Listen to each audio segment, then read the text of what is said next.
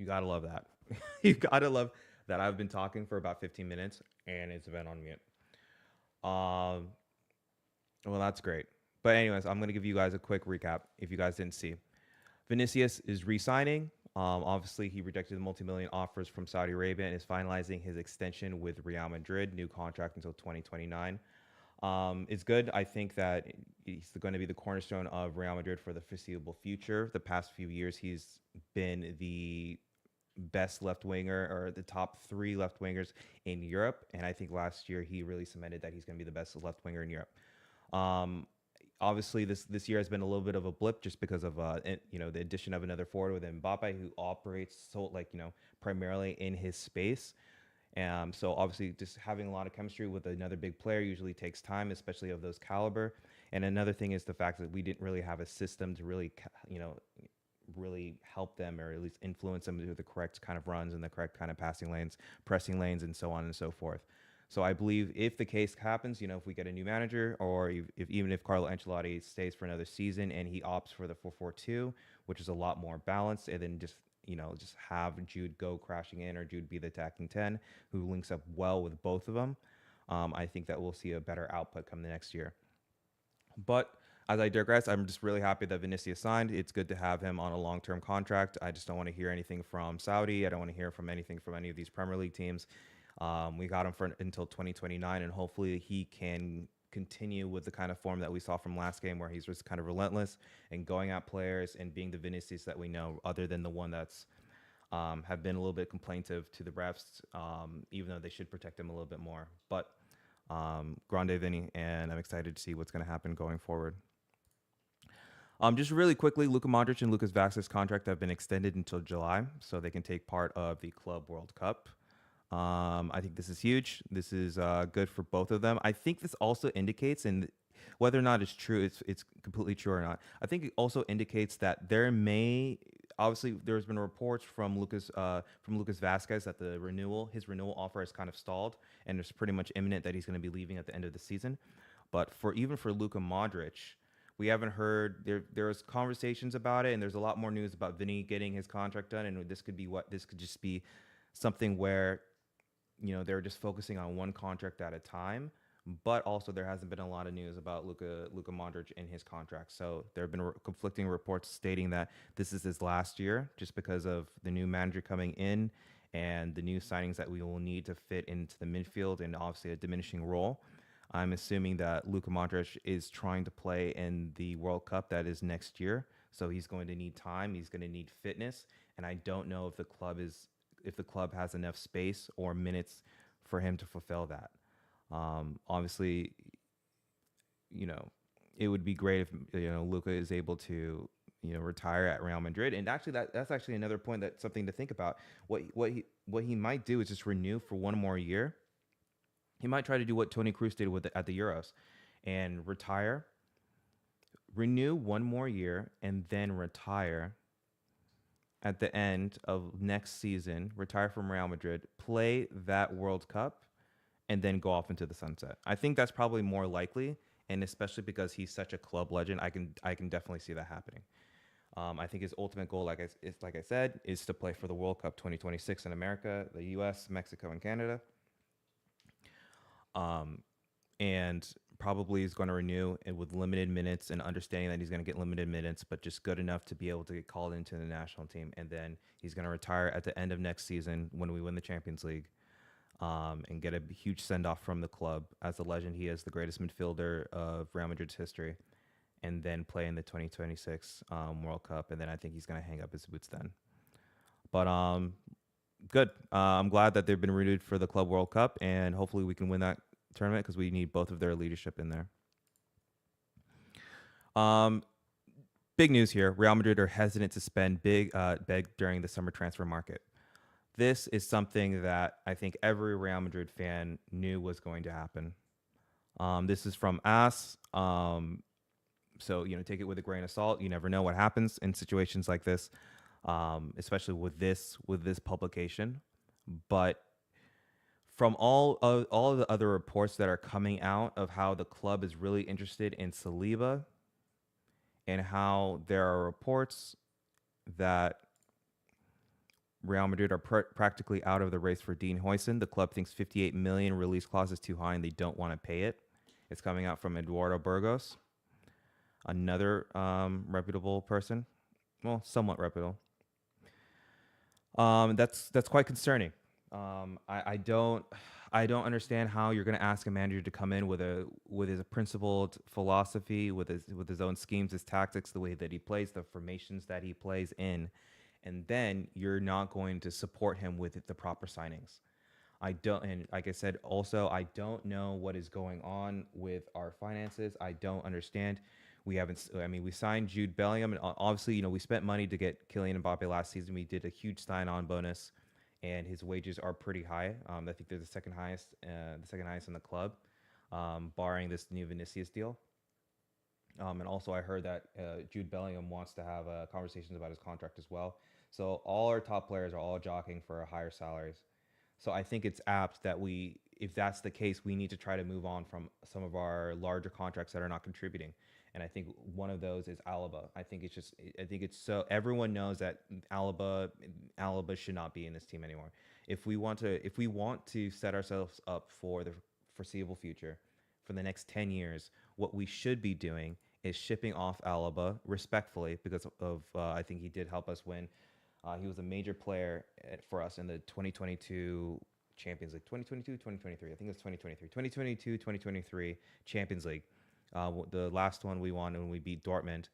Um, was it Dortmund or I forgot exactly who. We played so many of them, I forget. Um, but he was a major player at that one. But after that, ACL, he was out for about 18 months. And then ever since he's come back, you can see that his legs aren't there. And whether that might be that he just needs to run a game. So we just don't have, we don't like, there's so much competition for the center back positions. And he no longer has the legs to play outside, an outside back or a full back. So what do you do with that? The player makes over 400k euros a week. That's the largest, I think, in La Liga. I think it's probably one of the largest contracts in Europe, and he can't find a starting position. So what do we do with that?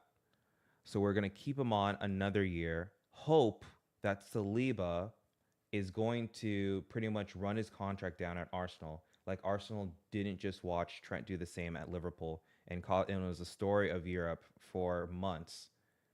We're hoping on the fact that he's going to do the same thing at Arsenal, a club that gave him all the opportunities to be successful. Paid whatever clause to get him from. I think I forgot what club he came from. I don't know. I don't know if it was Monaco. I forgot exactly what club he came from. And we're asking him to do something similar in the hopes that he does that. So what happens when that doesn't happen, right? Because Arsenal is not going to let that happen.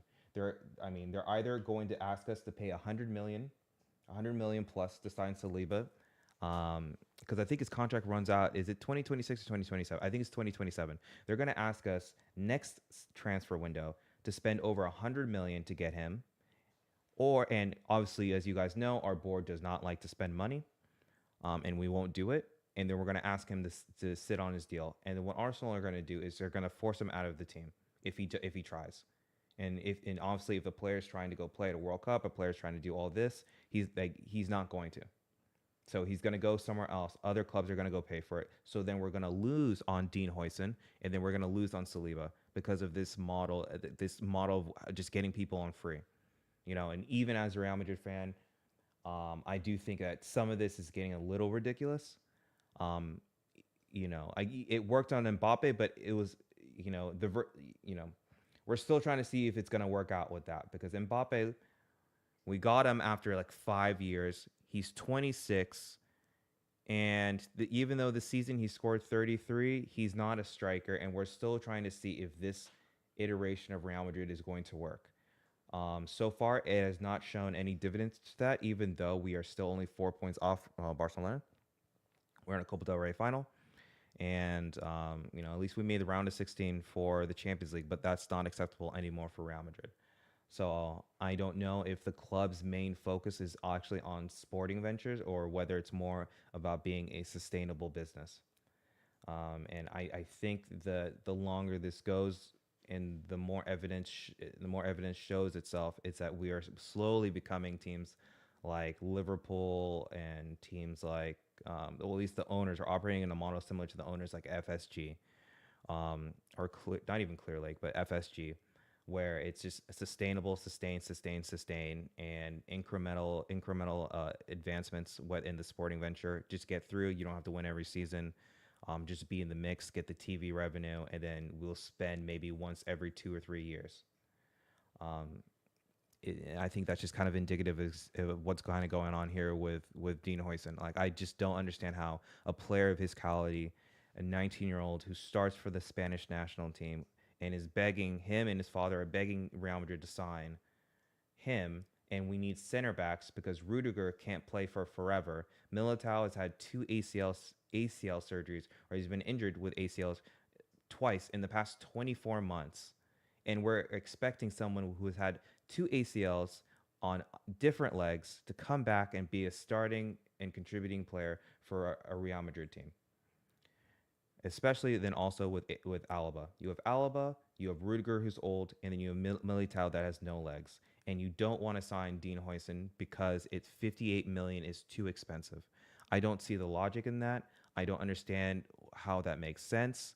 We haven't spent big besides Mbappe, but that was on a signing fee. And maybe I guess like, that when people talk about talk about net spend, it doesn't actually make, it's not actually true because even if it's a signing fee, we still spent 100 million.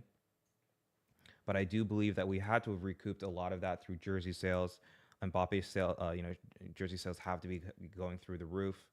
The concerts at the Bernabeu, I understand that there's a lot of legal things that are kind of going on there, legal fees and renovations to soundproof the stadium. I understand that, but I do believe that we used to be a club that always took advantage of market opportunities. So I'm still confused as to the facts as to why we're not going for this player. Like it's such a gimme. It's so obvious that it's such an obvious play that I have to believe that there are things that the club and the board are not reporting or so tight-lipped or not reporting to the public. Like we must be in the red for this from the stadium. We haven't seen the dividends from the stadiums, and we put such a large gamble in the stadiums, or we owe so many of these. We like our loan payments have to be so high that we can't afford rejuvenating the squad for the foreseeable future. We're putting all our eggs in a basket with William Saliba, similarly to what we did with Mbappe, similarly to what we did with Euro. And maybe Trent, we actually don't know what's going on with Trent. Maybe we got Trent on a free. Maybe. I don't know. We will see in the coming weeks. Obviously if Liverpool win the league next weekend, maybe like I said, there might be a report coming out from Trent's camp.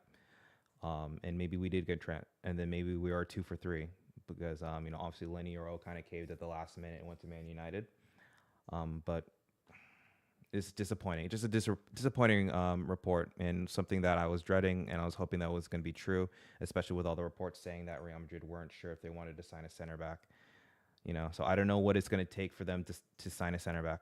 Like continually moving Tchouameni and Mendy into center back positions because our center backs are continuously injured, and it will always continuously be injured if you're going to play these players with so many minutes and so many games. So if that's the case, wouldn't you want to get someone who's younger, fresher of legs, who's gearing to come here? He's going to be here for the next 10 years, going to be your new stalwart defender with Raul Asensio, another gem that you found in the academy. Those are just some of my thoughts, but nonetheless. Yeah, so we already spoke about Vinicius, signing into 2029 or 2020 or 2030. This is from Fabrizio Romano. Obviously, Fabrizio Romano heard that from some of our other posts. He doesn't have any information or any links to the club. That's kind of it. We've kind of spoken about everything that's in the news so far today. I'm pretty sure as the day goes on, more and more will come out. Just please make sure to check the socials. I'm most active on Twitter at Talking Madrid. I will usually comment or repost a lot of the articles kind of talking about or speculating about the team, any predictions for the game. But yeah, so let's talk about Getafe.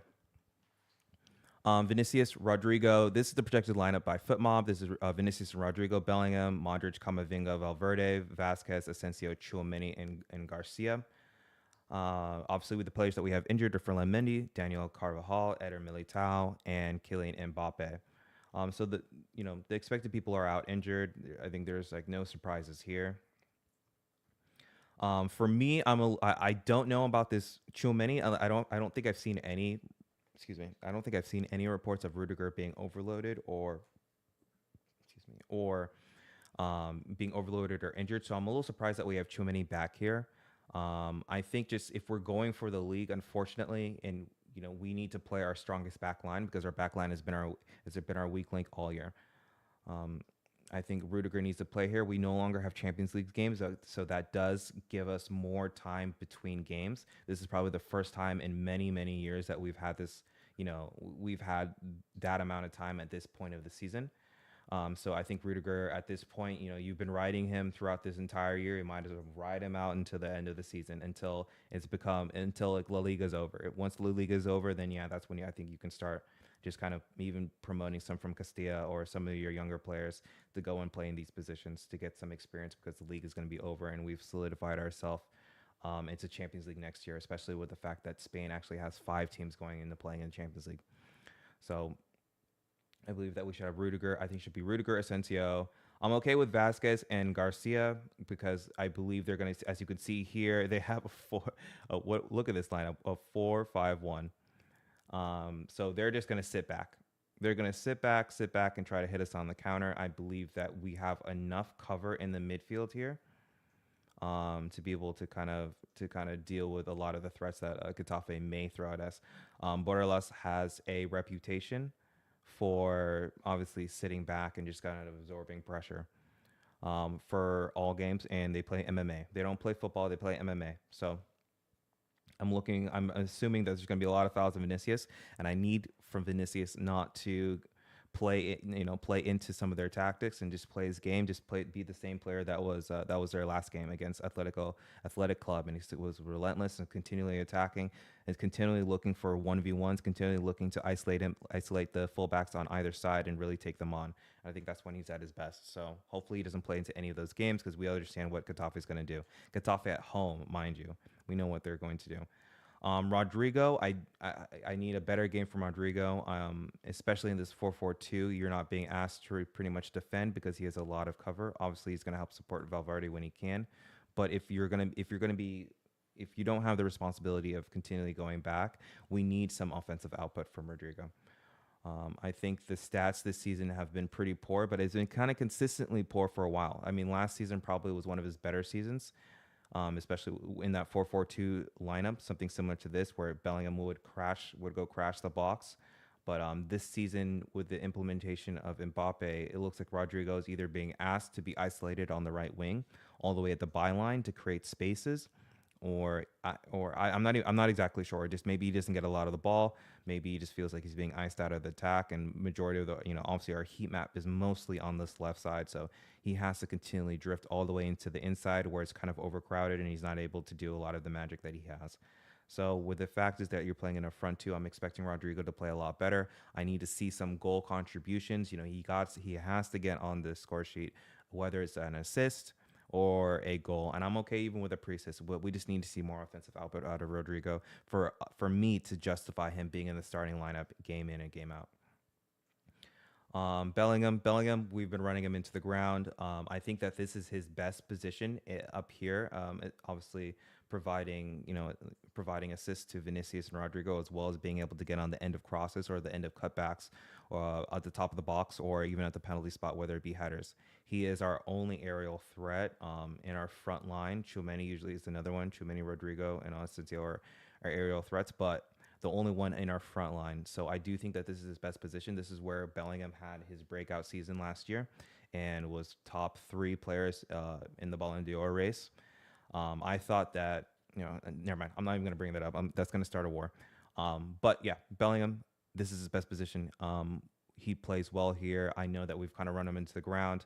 So if we get like a 2-goal lead, I am hoping that Ancelotti is able to then sub him out for the big game against Copa del Rey. I think for us to be successful in this game, we have to be ready from the jump. We have to be able to go. We have to be able to pretty much attack them from the jump. We need to score early, and then we need to score and maintain so that we can start taking out of a lot of our players. We want to score early. We don't want to make this a late thing. We don't want to make it a late push in the final 90, in the final minutes. Just like we did with Athletic, where we scored, I think, in the 93rd minute. We don't want to do that. We don't want to exert that much energy. We've played so many 120-minute games this season that the minutes are really starting to affect a lot of our, like, Valverde and Bellingham, Chomeni, Kama, like all these players, Vinicius, Rodrigo, I think that's maybe one of the reasons why we didn't play so well against Arsenal, because of the amount of minutes that our players have logged in all season unnecessarily. So we just need to be tuned in. We need to be locked in. We're gonna play with this 4-4-2, and we hopefully we can get a good result. If we're up 2-0 and it's like the 80th minute, 75th minute, I think that's when we're able to pull some of our better players in. Hopefully, don't change the lineup too much, but able to see out the comfortable win. So then we can focus all our attention towards the game against Barcelona come Saturday. Um, this was my lineup, but obviously this is subject to change. I thought that Danny Ceballos should probably play from the start, just because we need him to get a little bit more minutes, more continuity. Obviously get back into good form, especially because the biggest game of our year is going to be against Barcelona, clearly. So obviously he's been injured for such a long time. He's barely had any minutes. I think last game against Athletic Bilbao, I don't, did he start? I believe he started, but he was pulled out a little bit earlier. I think he only had like 58 minutes or so. So hopefully, like, if we can get him starting this game so that he's able to get more minutes, get his confidence back, get chemistry back with a lot of the players, just so that we have some continuity going into this next game. Ideally, I think we should start with probably this lineup, but then I think we then should transition into the actual lineup that we're going to play against Barcelona at some point. So then at least, like I said, there's some continuity, there's some chemistry, there's a familiarity to the lineup that we have, rather than always having a chopped and screwed lineup every single game, right? So my idea would be just then eventually, like, if we're up and we've scored and everything like that, and we no longer need to be really so much on the offensive, but just kind of hold the game and control the game. We move Valverde back, we move Camavinga back, we bring Chouameni back in here, we bring Modric in as well. And then if we need to take Bellingham out to give him some rest, you bring him Diaz. If Bellingham's playing the advanced 10, you also can play Arda. If we need to take Vinicius or Rodrigo out, we have Endrick. We can play. We start playing like a 4-4-1, or excuse me, a 4-5-1, or whatever we need to. But I think we should start with this attacking lineup. Give Chouameni a little bit of a break, because where you can give people rest. And then if not, you can interchange a lot of these positions. But I think this is my lineup going in against Getafe. And maybe you want to take Camavinga. Probably you want to leave Camavinga in there. Maybe you want to put Modric in here. But my thought process is to keep Modric out until the second half, where he's playing against tired legs. I always think that Modric has the greatest amount of impact on teams, especially in his advanced age of like 39 going on 40, is against tired legs, rather than him going up against young 20-year-olds who obviously have it's just 20-year-olds. They're able to outpace and outmuscle him. And I think he still has his genius, he still has his footballing brain. So I think the best position we can put him in is putting him against players who are tired after 60 minutes, so that he's able to play balls in, be able to unlock defenses, and then obviously help us get a goal in that regard.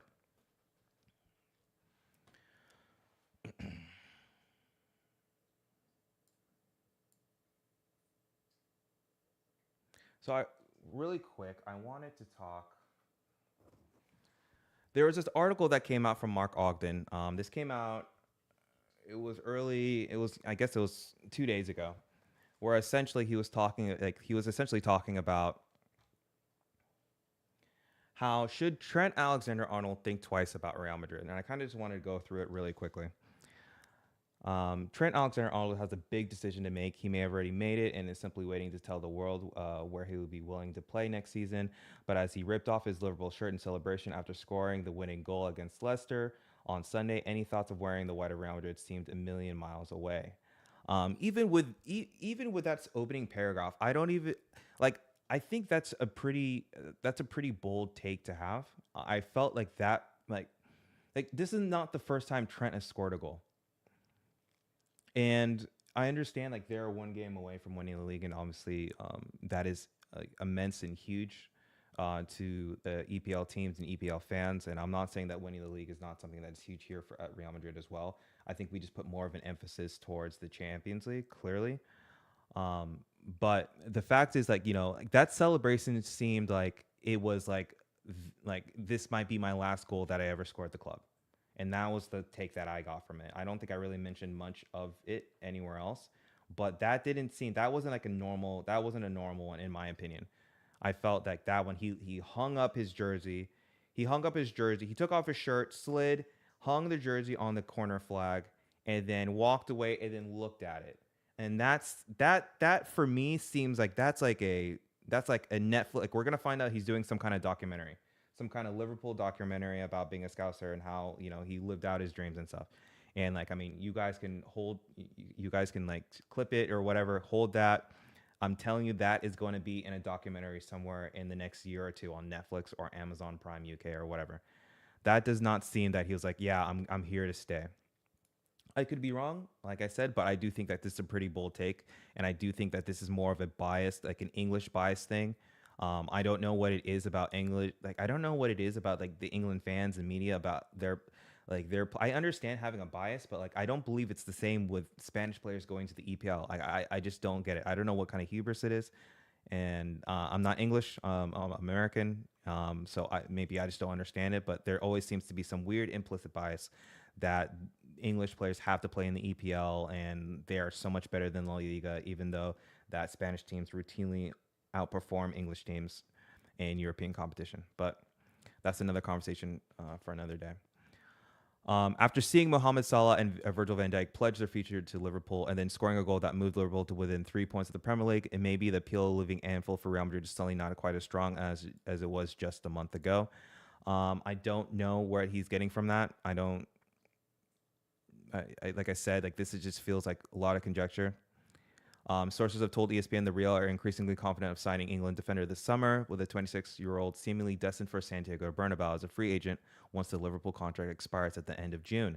Talks with Liverpool over the new deal have not resulted in any agreement or in agreement between parties. But if Alexander-Arnold makes the move to Madrid, would he be jumping off a train and heading for more success in favor of one that's moving in a different direction? Liverpool are a club on the up with a 20th English title in their sights and their two most high-profile players ending uncertainty over the future by committing themselves to Arne Slot's team for the next 2 years at least. As Premier League champions, they will add to their squad this summer from a position of strength and be formidable contenders for honors at home and in Europe next season. Okay. Real Madrid, the 15-time Champions League winners, will always be a force to be reckoned with by virtue of their history and talent, but their quarterfinal elimination against Arsenal last week exposed shortcomings in their squad, while Barcelona are in pole position to end Real's domestic dominance in La Liga this season. Hansi Flick's side a 4-point lead with 6 games remaining in a pivotal Clasico still to come on May 11th.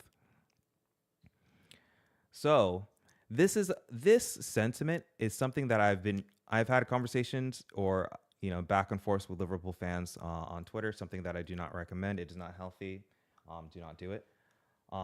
But routinely, I'm hearing that Real Madrid are on the downturn and Liverpool are on the up. I don't fully understand the reasoning for this, and hopefully you guys, if you guys know, please leave it in the comments. If you guys can kind of explain to me like why this is the thought process. Liverpool are winning a league. I don't know how many. I think what are they 13 points up or something like that. They're winning the league, and I give them props for that. I think that's obviously that's great for them. I'm happy for them to get 20 or something like that. But like let's just be honest that this has not been the greatest Premier League in recent years. I think most EPL fans who are not Liverpool fans will, if they're going to be honest, or at least like the ones that are going to be objective, know that this is a weak EPL season. Man City they completely cratered without Rodri. I think that kind of exposed Pep Guardiola a little bit as a manager. Everyone likes to put him as the greatest of all time, but as we can see here, he does not do well with adversity. And whether that be that his best players are aging, and all it shows to me that he needs the greatest players. I've been saying that since Barcelona. I've been fighting against Pep Guardiola since the days of when he was at Barcelona, and I've been a Real Madrid fan. I've always said that he's always needed the greatest of players to be able to win, and I think this kind of reinforces that argument, whether or not you like it. But this hasn't been the greatest EPL season. Man City, absolutely cratered. Chelsea, cratered. Man United, like no, don't even speak about Man United. Tottenham, absolutely cratered. Arsenal, perennial bridesmaids. I think the best thing I can say to this is that Liverpool capitalized on the fact is that this wasn't strong, and then they just played so exceptional in the first half of the season that they were able to kind of coast. They were able to kind of coast all the way through. Um, so that's kind of where I'm at here. Like I don't understand. Like yeah, you guys are about to win a league where it wasn't too good, and a lot of the other teams like Man City is going to absolutely retool. We'll see what happens with the 115 case from all the reporting that's coming out. It looks like they're most likely going to get away with it, or they're going to have to pay a fine, which obviously Man City kind of just prints money at this point because of their owners. They're going to retool. Arsenal is either going to get Gyökeres or another top forward, which is something that they're missing. Um, I mean, Man United and the rest of them. Chelsea, we'll see what's happening. That's a project that I don't. It's not going off the ground. But yeah, so you're gonna have Man City and Arsenal right there with you guys going forward. You guys re-signed Mo Salah to a 400k a week contract. Same thing to Virgil van Dijk. You guys gave him lifetime achievement contracts, in my opinion. That was something that would never happen at Real Madrid, and for good reason, especially at their age. I think it's only for 2 years, which I guess is good. But I'm assuming that as long as they are somewhat decent, or they don't fall into on a cliff, that you guys are either going to continue to ask for a renewal.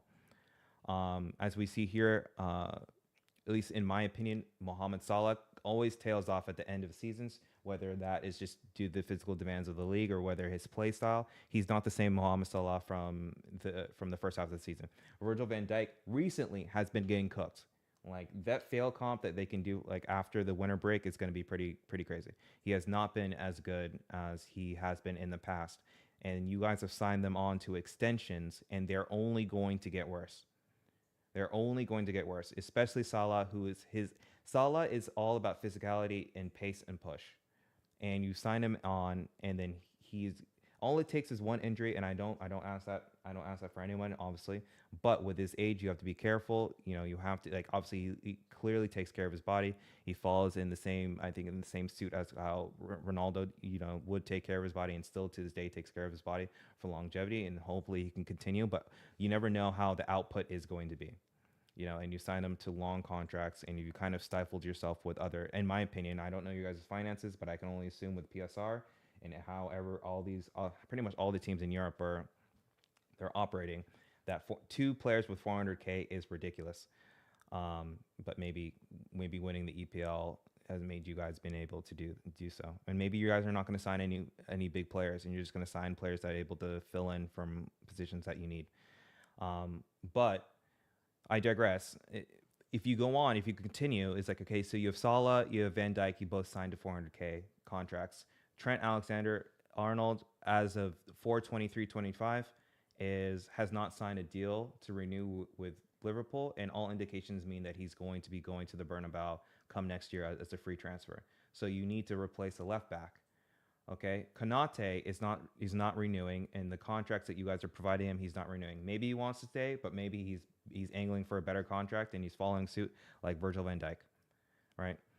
Left back, you have Andy Robertson. How long is Andy Robertson going to be your left back? I've heard a lot of complaints about Andy Robertson with his defensive, with his it's a defensive left back. I think he does pretty well going forward, but defensively there are some holes that need to be filled in there. Okay, Luis Diaz. Luis Diaz has been angling for a move for Barcelona for like the entire year. And it looks like, Arnie Slot may not, from the reports that I've seen, Arnie Slot does not like him as well, or wants to have another player or replace him with another player, something to fit his system a little bit more. Okay, Darwin Nunez. Darwin Nunez looks like he's out the door. Okay, so what are you going to do with that? You're going to, like, how much money do you think you're going to get for Darwin Nunez, especially when he doesn't play a lot anymore? And on top of that, everyone kind of knows that you guys are trying to ship him off, so they're all going to lowball you. So so all of that's being said, and with the fact that Arsenal and Man City are retooling, and you still have all these questions that you have not addressed in your squad, I don't know how people can say that Liverpool are in a better position than Real Madrid. Your best players are all over 30 years old, or one of your best and most creative outlets in your team, who's arguably the best right back in Europe, is leaving on a free to come to the team in question, which is Real Madrid. And Real Madrid, all of our players are within, or all of our main players are under 27 years old, bar Courtois. But Courtois, goalkeepers can obviously be older and play a lot longer because of the role that they play, right? We have Vinicius that just signed to 2029, 2030. We have Rodrigo, obviously, who's also another 24-year-old. You have Jude, who's 2021. Mbappe is 26. We have Chouameni, who's 25. We have Camavinga, that's 21. Ceballos, that's when you start getting it, where Ceballos is, I think, 28. You have Modric, who's 39, 40, but on a limited role. You have Brahim Diaz, that is 24, 25. Arda Güler, that is 20. Asensio, who is 21, 22. Trent, if he comes, is 26. Fran Garcia is 24, and we're looking to sign Kirkez. So I don't know where this idea is that Liverpool is better suited for Trent to win in the long term when majority of your players on your team are well over the players that we have, and you've locked these players who are 33, 34 or going up there for 400K. We have no one on our team besides Alaba, and Alaba is getting shipped out, whether it's this year or the following year. So that's just my take on it. I don't know. If you guys know, please let me know in the comments. Please share as to why Liverpool are in a better position than us, even though we are still in contention with the league. We're only 4 points behind Barcelona, who's arguably been the best team in Europe this year. You can't say that for any of the teams in the EPL. Also, on top of that, we're in a cup final. Liverpool crashed out of their cup final, and once again, Liverpool lost in I think the round of 32, even to a PSG team. So, in all intents and purposes, I don't understand why people are assuming that Liverpool are in a better position than us, especially when we've won 2 trophies this year and we're still in contention for another 2 trophies, and we're signing possibly your second best player. So as we continue down, with Carlo Ancelotti's future as a coach under threat because of the unacceptability earlier of the Champions League exit, this Real, who only regards success as winning, and the prospect of the team heading in a different direction under a new man next season, it is debatable to whether Real or Liverpool is in the best place for an ambitious footballer who measures success by winners' medals. Bayer Leverkusen Xabi Alonso is the front runner to replace Ancelotti, but things have been quiet on that front in recent weeks. I don't know. Maybe he wrote this before the reports came out, but there have been many reports, and it's been on this channel. We've covered them, where there's been actually a lot of talks on this front about Xabi Alonso, and Xabi Alonso and his sporting director both spoke about Real Madrid. Xabi Alonso also, I believe, stated that there's nothing to report, but his sporting director then said that if he wants to go to Real Madrid, there is no clause, but we have a gentleman's agreement that that if he would like any of the clubs that he formerly was a player of, he can leave to go and manage them. Obviously, it's going to be like 15. I think it's like a 15 million euro or something in that to be able to take him out, but they're not going to stop, or they're not going to get in his way. So, like I said, I don't know when he wrote this, but that doesn't seem to be correct.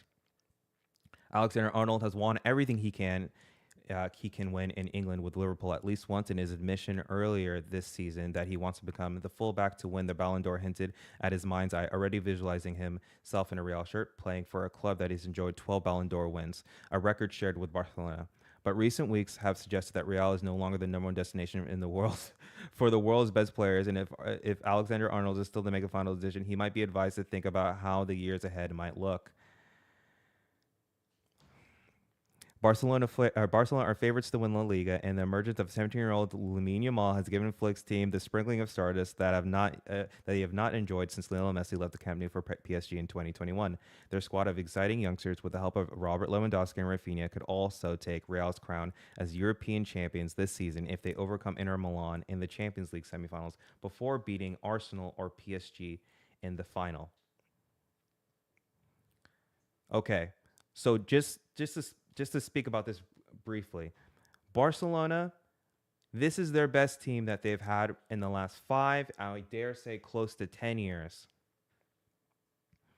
And we are only 4 points behind while having one of our worst seasons. Mind you, this is not like the COVID year season. So, okay, let me say that. Besides the COVID years, this is one of our weakest teams with it when it comes to injury, tactics, and squad structure.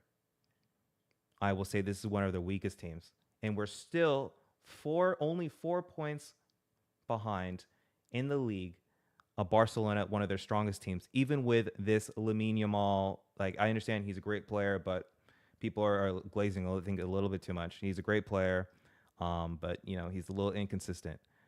But I will say that we're only 4 points behind, and we still have a cup final against them this weekend. If maybe this might have a little bit of credence if we were just completely spiraling down. We're below Atletico, we're below Athletic Bilbao.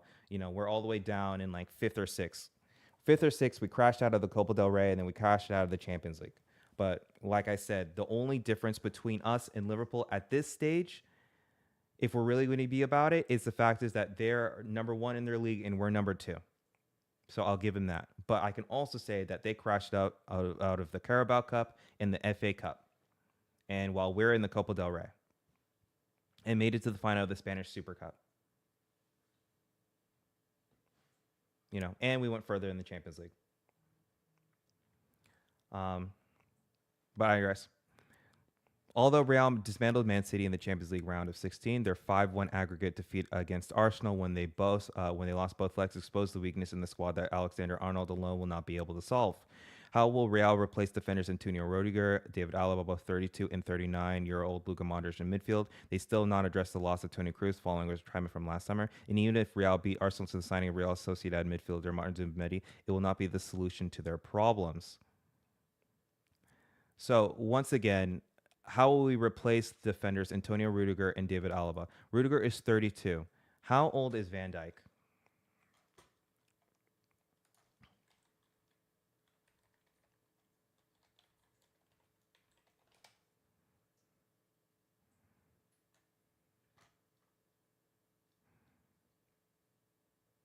What, so he's 31?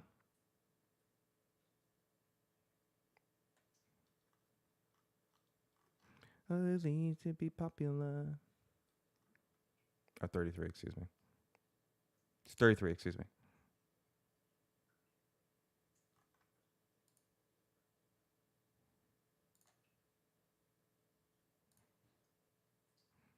So he's 33. 33, 34. So I can ask the same thing. How will Real replace defenders like Virgil van Dijk, Konate, and Mohamed Salah, who are at this age? They still have not addressed the loss of Toni Kroos. Like I said, a lot of these reporters don't actually watch Real Madrid, so they don't know. And while you can never replace Toni Kroos because Toni Kroos was a one of one. And a lot of this analysis, it's very lazy. It's very just writing words to write words to get a paycheck, in my opinion. Like, if you don't watch Real Madrid, if you don't know how we play, and you only watch us when we play midweek, then you won't fully understand. Especially, you're gonna watch us midweek, even though we've had probably the worst injury crisis in Europe. So if you don't know that, and you don't know what we're missing, and you don't know what players have come in, and you don't know how we play with those said players in the lineup, then that I just think that it's not good. It's not good form. It's not good form to write like this. So what he's not addressing is the fact is that Dani Ceballos, when Barcelona lost those 7 games or whatever, and like they lost those 7 points when they're on top of the league, and then we were able to pick up those points, is because of the fact that we had Dani Ceballos, who was a locked-in starter for our team, and he was able to operate in a role that was similar to Toni Kroos. Once Dani Ceballos got injured, we obviously, all of us were like, okay, how long is he going to be out? Because we need him, because he's a crucial member for our squad, especially in terms of profile. We tried it with Camavinga, we tried it with Valverde, we tried it with Aurelian Tchouameni, even Luka Modric. And Luka Modric can only do so much because obviously he's 39 and he's kind of lost a lot of his legs, especially with today's game. There's a lot of physicality, a lot of athleticism. So at this point of his career, he just does not have that, or at least doesn't have it in abundance. So we had Dani Ceballos to be able to fill into that role. And then when he got injured, that's when we started losing points because we didn't have any control. We didn't have any control in the midfield. Obviously, our defense was pretty weak, and then Ancelotti did not set us up in the correct formation to be able to kind of counteract a lot of that stuff. So we lost points, and we lost to Arsenal. I think the game would be completely different if we had Dani Ceballos against this team against Arsenal, because we would have a lot more control. Um, but I will also say that it would be up to Carlo Ancelotti to make the big call to be only have two forwards. So I don't know if that's something that Carlo Ancelotti would have done. So that is where I'll give him a little bit of credence.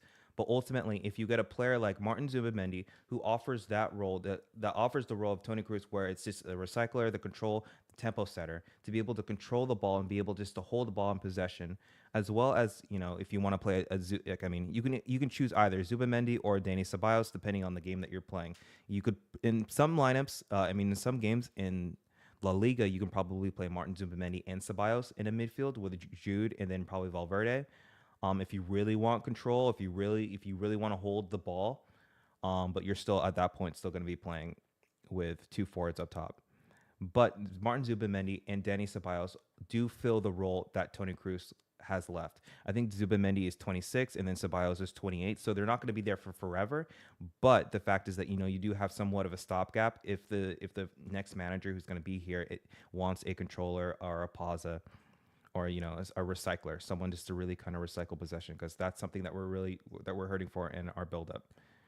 But he just kind of he continually goes on to talk about how will the new coach be able to work out Jude's best position, or will Kylian Mbappe and Vinicius gel on a permanent basis, and da da da da.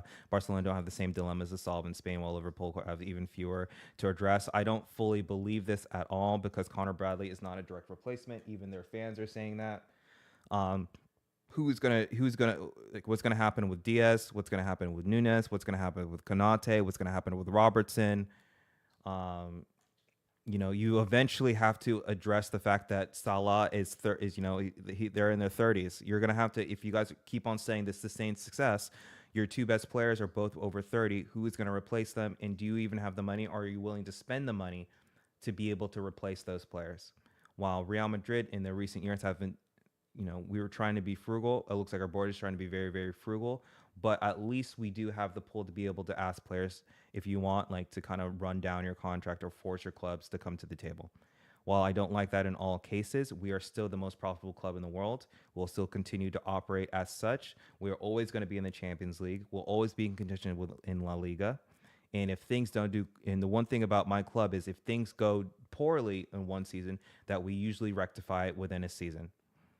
So I don't fully believe this article. I don't know why that is the case. I don't know why people are reporting that, but that is something to address.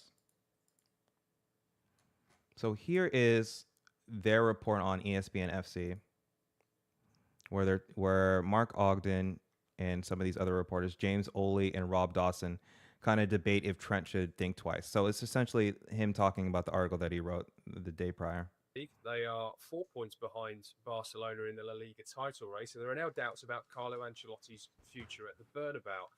So, Mark, could Trent still stay at Anfield? Well, I've written today about that question on the basis of why would he want to leave Liverpool to go to Real Madrid right now? And I think if he's still got a decision to make, and I'm not quite sure he has, my view is that he's made the decision he's going to go. I think he's had enough opportunities to say, I want to stay, but I just think even after the goal at Leicester, he kind of ducked the question in terms of what's happening next. He was very kind of diplomatic. But as you referenced there, James, Carlo Ancelotti's future at Real Madrid is certainly up in the air. If you're leaving Liverpool now, and Liverpool are on the up right now, they're going to win the Premier League, back in the Champions League next season. They're a club that's very stable, very well run. And he keeps saying, Trent, that he wants to win trophies. Now, where are you best placed right now to win trophies? So I just want to stop it there just really quickly. It's the same thing that he wrote in his paper. He keeps on saying that Real Madrid Liverpool are stable. They're stable. They're stable. I think when he says that, what does he mean that they are stable? Because there's only been one club out of the two clubs that have had contract renewal problems all season, and has been the leading topic of discourse for this club has been the Salah, the Van Dijk, and the Trent deals. So what does it mean solid? You just got Arne Slot last season. You just got Arne Slot last season. He inherited Klopp's team. It's been a weak EPL season. It's going to be stronger next year because all the big teams are going to gear up, right?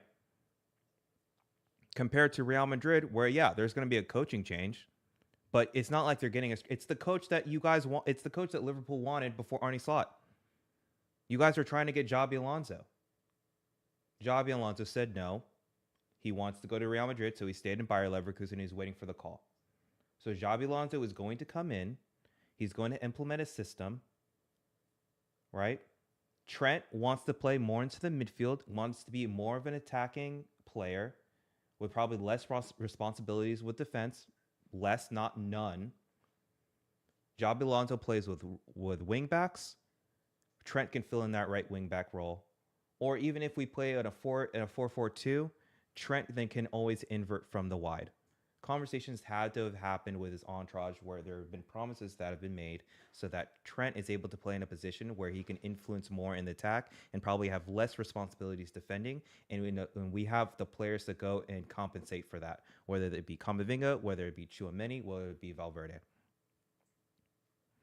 So this whole thing about one club is solid and one club is, in control and there's not a lot of things and the other club is in disarray. Can someone please tell me the disarray? We made it further in the Champions League than Liverpool. We made it to our domestic cup final against arguably the best team in Europe this season, Barcelona. And they crashed out of both their cup finals, both their domestic cup finals. They didn't even make it to the cup finals. They got knocked out by Plymouth, and I think they got knocked out by Newcastle, and they lost against Newcastle. So, and we're only 4 points off the league against this season, the best in form and probably the best team in Europe so far. We're 4 points off of them, and they're playing in the league where you're playing against Arsenal, whose favorite position is 2. Man City dropped off a cliff. So I don't see his point here. The Real Madrid always win trophies, but I think Arsenal kind of exposed a lot of their weaknesses in the Champions League quarter-final last week. We saw that a team that is getting old, Antonio. So he's saying that Arsenal exposed a lot of the weaknesses that Real Madrid has. Every Real Madrid fan and any kind of pundit who has watched Real Madrid has been saying that defensively we are not as strong. But it's easy just to say that defensively we're not as strong. But what are the reasons as to why we're not as strong defensively? It is maybe because all our starting defenders, or half of our starting defenders, have been injured with ACLs or currently out. Our starting left back against Arsenal, both legs, was David Alaba, and I've played more football than David Alaba has in the past 18 months. Okay? He had an ACL injury. Ancelotti, with his infinite wisdom, decided to play an aging ACL-injured center back as a left back against possibly one of the best right wingers in Europe currently. One of. And he got torched both games. I don't know what Ancelotti expected. You might as well have just played Fran and had Fran use his pace to be able to just harass and just get in the head of Saka. Tell Fran, don't bomb forward, stay back defensively, just annoy the crap out of Saka. But no, we went with Alaba because of his experience. So there, Alaba was our left back. Rudiger were running into the ground, which is not an excuse, but Rudiger. Asensio, I thought, played well. And then our right back was Vasquez and it was Valverde. Okay? Neither of them are right backs. Okay? None of them are right backs. Danny Carvajal, our starting right back, tore his ACL earlier in the season. Militao, our starting center back, tore his ACL. Mendy has had an overload, has been out for over 2 months, or about 2 months. So 3 of our starting back 4 are injured. So if you're going to speak about it, let's speak about it in totality. Let's ask what happens to Liverpool in their title run if Van Dijk is injured, if Van Dijk's injured, if Trent is injured, and Robertson is injured, and then they go play PSG. Are we then now going to have a report where it's like, hey, yeah, Liverpool, man, they're real shaky defensively. I wonder who's going to be winning trophies in the foreseeable future. No. I don't think you would think that. I don't think you would say that unless you have an implicit bias to get across some kind of agenda so you have a story where Trent stays in Liverpool. Like let's just call a spade here. Let's just be honest in our reporting. And if you want an English player to stay in the EPL, like, just say it, essentially. Rudiger's not going to go on forever. They haven't replaced Toni Kroos. Haven't replaced Toni Kroos. This is true. There's been reports that we're trying to get Zubimendi. I don't know if he's going to talk about the fact that Ceballos was injured and wasn't able to play in the games against Arsenal, but Ceballos has filled in that profile, and that's when we went our best form of the year and we were able then to usurp Barcelona's point lead over us. Modric is 39 right now. Luka Modric is 39. Once again, Ancelotti kind of set us up kind of for failure in the second leg. Modric probably should not have started from the get-go. Modric also should always come off the bench against tired legs so we can maximize his effectiveness against opposition. They haven't quite worked out how to fit in Kylian Mbappe and Vinny Jr. don't seem to work well together. Where is Jude Bellingham's best position? Jude Bellingham's best position obviously is attacking number 10. This isn't so much. This is more of, in my opinion, a coaching thing with Ancelotti, where Ancelotti needed to play a 4-4-2 rather than shoehorning Rodrigo into the lineup. And I'm going to give him a little bit of a bail because I understand the power structure at Real Madrid, and there are certain things that have to be done because it's coming from above. And I think that happens in a lot of things in life where, sometimes the decision is out of your hands. But to answer his question, Jude, everyone knows Jude's best position is on top of a diamond. His best position is on top of a diamond in a 4-man midfield. You can't play the 4 attackers unless you have a well-structured system in a machine to where the forward line and the forward players all press. Ancelotti said in a recent interview that he's not a disciplinarian. He's a fatherly figure, and he's here to support the players, and he's never going to change. And sometimes I do believe in some cases that's very good, and other times you need something different. And I remember back in the day, who was it before? Was it It was Pellegrini, then Mourinho, correct?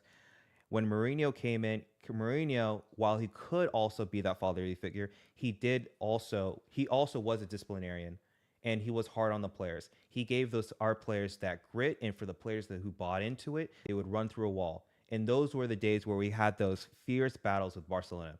Pep Guardiola's Barcelona. And I'm not saying that these players need something like that, but I do believe I think they need a disciplinarian to some extent. The quiet comforting and that's always good, and it's good to nurture the young players like that, I do believe. But it gets to the point, if it's the same voice for so many years, at some point in this squad, the players stop responding to that.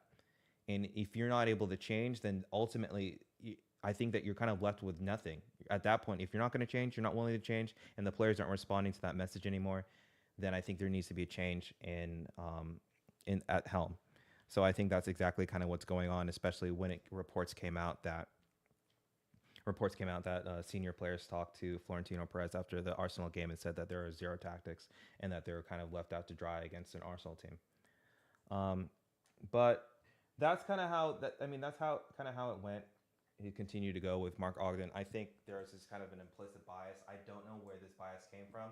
It's not like Liverpool is lighting up anything besides this EPL. I think there's a concerted effort by a lot of pundits talking about trying to be like, yeah, this EPL season hasn't been or has been of quality, but I don't believe so. I think a lot of the fans, if you watch a lot of the fan channels, you watch a lot of content creators in the space, they're also going to agree with the fact that this hasn't been the best EPL season. And I think Liverpool actually, they took advantage of that. And, well done. I mean, each EPL trophy is worth the same. So I commend you on that. But the notion that Liverpool is a place better suited for titles when your competition, Man City, they spent 200 mil in the winter. What do you think they're going to do this summer? What do you think Arsenal is going to do now that they fully bought into Arteta and his plan? They're going to spend. And they're close. They're going to, whether it's going to be Osimhen, whether it's going to be Gyökeres, whether it's going to be Isak. Apparently, they just got Berta, like that news. Was it the new sporting director? They're going to spend.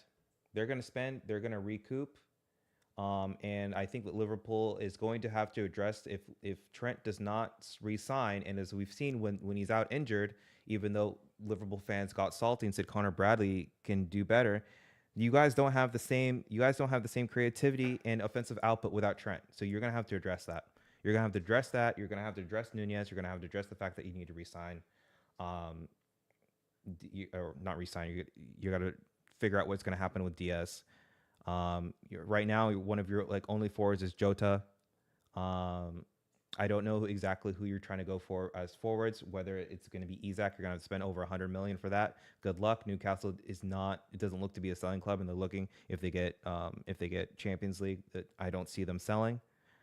You're going to have to deal with the Konate thing. You're going to have to deal with the Robertson thing. You're going to figure out who's going to be your right back because you guys are now looking for a right back because now you guys are going to be honest and know that Connor Bradley can't be the out and out right back. So I think there's quite a few things that you guys need to figure out. I think right now it is easy to hit Real Madrid because I think people have been waiting to hit Real Madrid for years just because of our sustained success. I will say as a Real Madrid fan, there are things that we need to do, and hopefully our board acts. But I think that we need to put a pause on like Real Madrid are on a death spiral as we are in. As of last week, we were in for all 3 competitions. So I think we just need to cool it on that. But those are my thoughts on the Mark Ogden report and obviously ESPN kind of milking Real Madrid for clicks. If you like this content, like, comment, subscribe. Check out my stream on Talking Madrid. Every morning I do like the TCS Day Talking Madrid, which is essentially just the news of the day, kind of highlighting a lot of the stories that come out of the Madrid press and what's going on with signings and match reviews, predictions, watch-alongs, all on Talking Madrid. So like, comment, subscribe. If you know anyone who might be interested in this kind of content, Real Madrid news, trades, transfers, new coaches, systems, breakdowns, and all that, please, share the live stream, share the podcast, share the videos. It would greatly help. And all I can say, thank you guys for watching, and a la Madrid.